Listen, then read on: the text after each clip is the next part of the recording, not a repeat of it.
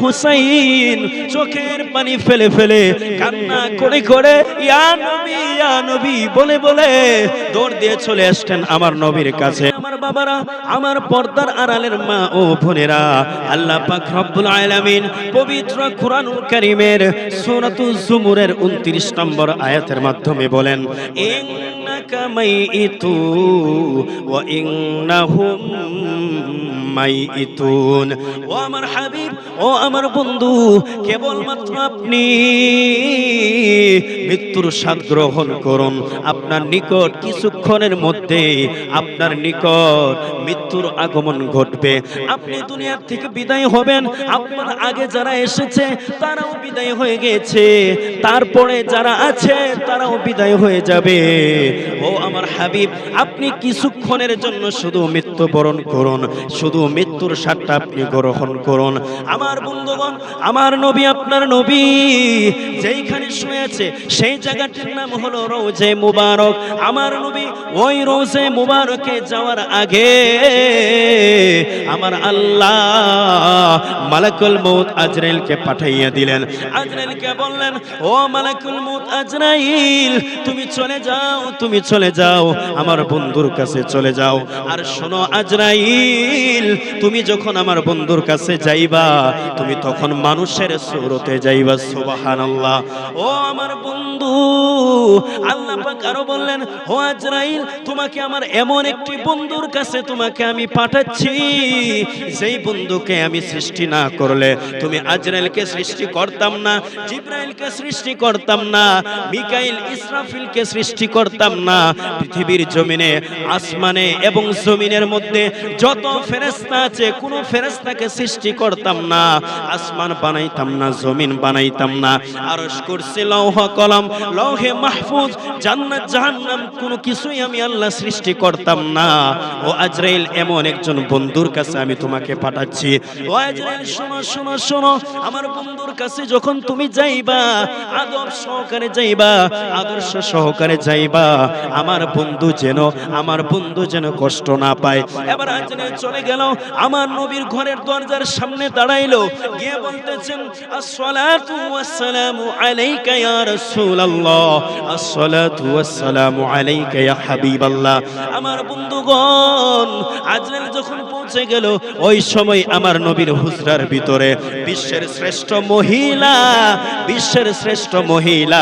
কোটি কোটি কোটি কোটি নারী সমাজের সর্দার ইমাম হাসান, ইমাম হুসাইনের আম্মা, সেই সময় মা ফাতেমা ঘরের মধ্যে উপস্থিত ছিলেন।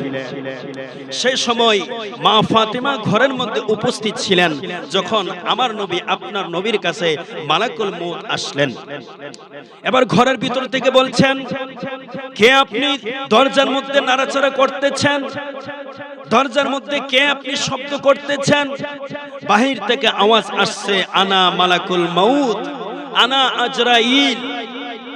এই কথা শোনার পরে মা ফাতিমা একটা চিৎকার মেরেছে, আর নবীর সামনে গিয়ে বলে, ইয়া রাসূলুল্লাহ, ইয়া হাবিবাল্লাহ, নবী গো, ও নবী, আমি ফাতিমা আমার জীবনে এমন কোন মানুষ কোনোদিন দেখি নাই।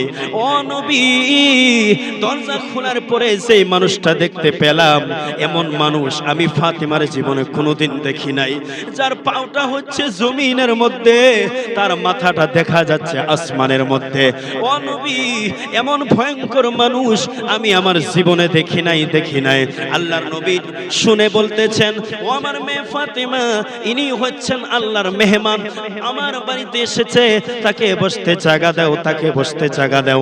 এবার আজরাইলকে যখন বসতে দেওয়া হলো, এবার আমার নবী মা ফাতিমাকে ডেকে ডেকে বলতেছেন, ও আমার মেয়ে ফাতিমা, ইনার নাম হচ্ছে মালাকুল মউত, ইনি হচ্ছে আজরাইল, যিনি মা থেকে মেয়েকে নিয়ে যায়, যিনি বাবা থেকে সন্তানকে নিয়ে যায়, সন্তান থেকে বাবাকে নিয়ে যায়, মেয়ে থেকে মাকে নিয়ে যায়, এর নাম হচ্ছে আজরাইল। মা ফাতিমা বলে, ও বাবা, আমি বুঝতে পেরেছি, আমি ফাতিমা হয়তো দুনিয়ার থেকে বিদায় হয়ে যাব, না হয়তো আপনি দুনিয়ার থেকে চলে যাবেন।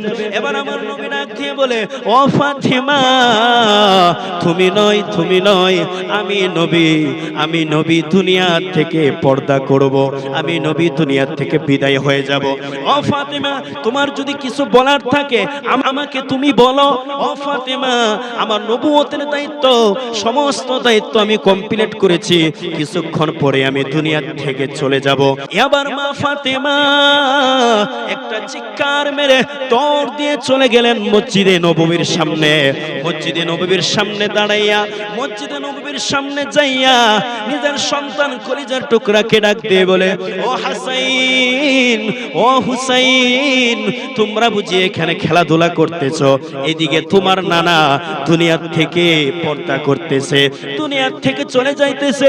এই কথা শোনার পরে ইমাম হাসান, ইমাম হুসাইন চোখের পানি ফেলে ফেলে কান্না করে করে ইয়া নবী বলে বলে দৌড় দিয়ে চলে আসতেন আমার নবীর কাছে। আমার নবীর কাছে চলে আসতেন। কিতাবের মধ্যে লেখে দুইজন ভাই এসে আমার নবীকে জড়িয়ে ধরে কান্না করে বলছে, ও নবী, ও নানা গো, ও নানা, আপনি জানেন আমার বাবা আলীর মতো গরিব সাহাবী এই মদিনা শরীফের মধ্যে আর কেউ নাই। ও নানা, আপনি বলেছেন আমাদের মা জান্নাতের কোটি কোটি নারী সমাজের সর্দার। ও নবী, ও নানা, আমাদেরকে দুই ভাইদেরকে বলেছেন আমরা হলাম জান্নাতের যুবকদের সর্দার। ও নানা, পৃথিবীর বুকে বাঁচতে হলে পেটের প্রয়োজন আছে, ক্ষুধার প্রয়োজন আছে। ও নানা, আপনি দেখেছেন কখনো কখনো আমার মা চুলাতে আগুন দিতে পারে নাই, টাকা নাই, পয়সা নাই, কেমন করে চুলায় আগুন দিবে, কি রান্না করবে? ও নানা, কখনো কখনো আমরা রাত্রিবেলা না খেয়ে পেটের মধ্যে পাথর বেঁধে আমরা রাত্রি ঘুমিয়ে যাইতাম। আবার কখনো বেশি যখন ক্ষুধা লেগেছে আপনি নানার চেহারা দেখে আমাদের পেটের ক্ষুধা শেষ করতাম, আমাদের পেটের ক্ষুধা দূর হয়ে যাইতো। ও নানা, আপনি যদি দুনিয়ার থেকে চলে যান আমরা কার চেহারার দিকে তাকিয়ে থাকবো, কার চেহারার দিকে তাকিয়ে থেকে আমাদের পেটের ক্ষুধা শেষ করব? ও নানা, আপনি চলে যাবেন না। আমার নবী কান্দে, ইমাম হাসান ইমাম হুসাইন কান্দে। আমার নবী ডাক দিয়ে বলে, ও হাসান, ও হুসাইন, তোমরা শোনো, তোমরা যখন 5 ওয়াক্ত নামাজ পড়বা আর নামাজের পরে তোমরা বৈঠকের মধ্যে যখন তোমরা বলবা আসসালামু আলাইকা আইয়ুহান নাবিয়্যু ওয়া রাহমাতুল্লাহি ওয়া বারাকাতু, যতবার নামাজের মধ্যে তোমরা আমি নবীকে সালাম দিবা ততবার আমি নবী তোমাদের সামনে উপস্থিত থাকবো। সুবহানাল্লাহ। যতবার তোমরা আমি নবীকে সালাম দিবা ততবার আমি নবী তোমাদের সামনে উপস্থিত থাকবো। প্যারা মুসলমান, ওই জন্যে আহলে বায়াতকে ভালোবাসতে হবে, আল্লাহর নবীর আহলে আওলাদকে ভালোবাসতে হবে, কারণ আল্লাহর নবীর আহলে আওলাদকে ভালোবাসার কথা স্বয়ং আল্লাহ বলেছেন, স্বয়ং রাসূল পাক বলেছেন। ব্রাদার মিল্লাত ইসলামিয়া, এবার আমার নবী কান্দে, হযরত আলী কান্দে, মা ফাতিমা কান্দে, ইমাম হাসান ইমাম হুসাইন কান্দে। আজরাইল বলতেছেন, এই পৃথিবীতে আমি বহু মানুষের জান নিয়েছি, বহু মানুষের প্রাণ নিয়েছি, আমি আজরাইল জীবনও কাঁদি নাই, কোনোদিনও কাঁদি নাই, কিন্তু আজকে আওলাদে রাসূলের এই অবস্থা দেখে আমি আজরাইলও কান্না সহ্য করতে পারি নাই। সুবহানাল্লাহ। আজরাইলও কান্না সহ্য করতে পারলেন না বন্ধুগণ। এবার আমার নবী মা ফাতিমাকে ডেকে বলে, ও ফাতিমা, ও আমার মেয়ে ফাতিমা, আমি তোমাকে কত আদর করতাম, তোমাকে কত ভালোবাসতাম, কত মোহাব্বত করতাম, তোমাকে মা বলে আমি সম্বোধন দিয়েছি। ও ফাতিমা, আমি তো দুনিয়া ছেড়ে চলে যাচ্ছি। ও ফাতিমা, তোমার যদি কিছু বলার থাকে আমাকে বলো, তোমার যদি কিছু জানার থাকে আমাকে বলো, তোমার কথাগুলি আমি শুনবো এবং কি উত্তর দিব, তুমি আমাকে প্রশ্ন করতে পারো। এবার মা ফাতিমা ডাক দিয়ে বলতেছেন, ইয়া রাসূলুল্লাহ, ইয়া হাবিবাল্লাহ, নবী গো, ও নবী, আপনি তো দুনিয়া থেকে চলে যাচ্ছেন। আপনি যখন দুনিয়া থেকে চলে যাবেন, যাওয়ার পরে আপনি যেই জায়গায় থাকবেন সেই জায়গাটির নাম হবে কবর মুবারক, সেই জায়গাটির নাম হবে রওজা মুবারক। ইয়া রাসূলুল্লাহ, ইয়া হাবিবাল্লাহ, কবর থেকে যখন একটি জায়গার মধ্যে আমরা উঠব, একটি ময়দানে উঠব, সেই ময়দানের নাম হবে হাশরের ময়দান। ইয়া রাসূলুল্লাহ, ইয়া হাবিবাল্লাহ, ওই হাশরের ময়দান কঠিন ময়দান হবে। 12 সূর্যের তাপ মাথার উপরে থাকবে, নিজেরা নিজের গামে সাঁতার কাটবে। ওই কঠিন মুসিবতের সময় আপনার কোটি কোটি কোটি কোটি উম্মত, মা ব্যতীত, বাবা ব্যতীত, সন্তান ব্যতীত, আত্মীয় স্বজন ব্যতীত অসহায় হয়ে থাকবে। ইয়া নাফসি ইয়া নাফসি ইয়া নাফসি করবে। ইয়া রাসূলুল্লাহ, ইয়া হাবিবাল্লাহ, ওই কঠিন মুসিবতের সময় আপনাকে আমরা কোথায় পাবো? আল্লাহর নবী বলতেছেন, হে ফাতেমা, তোমরা আমাকে পাবে ওই মিজানের মধ্যে, যেখানে আমার উম্মতের নেকি এবং বদিগুলো ওজন দেওয়া হবে। আমার উম্মতের নেকি এবং বদিগুলো ওজন দেওয়া হবে, সেইখানে আমি নবী দাঁড়িয়ে থাকব। এবার ফাতেমা প্রশ্ন করলেন, ইয়া রাসূলুল্লাহ, ইয়া হাবিবাল্লাহ, আপনাকে যদি মিজানে না পাই তাহলে কোথায় পাবো? এবার আল্লাহর নবী বলেন, ও ফাতেমা, তোমরা আমাকে পাবে ফুলসিরাতের গোড়ায়, ফুলসিরাতের গোড়ার মধ্যে আমাকে পাবে। মা ফাতেমা আবার প্রশ্ন করলেন, ইয়া রাসূলুল্লাহ, ইয়া হাবিবাল্লাহ, যদি সেইখানে আপনাকে না পাই কোথায় পাবো? আল্লাহর নবী বলেন, হাউজে কাউসারের কিনারায় আমাকে পাবে। ফাতেমা আবার প্রশ্ন করলেন, ইয়া রাসূলুল্লাহ, ইয়া হাবিবাল্লাহ, যদি ওই হাউজে কাউসারের কিনারায় আপনারে না পাই তাহলে কোথায় পাবো?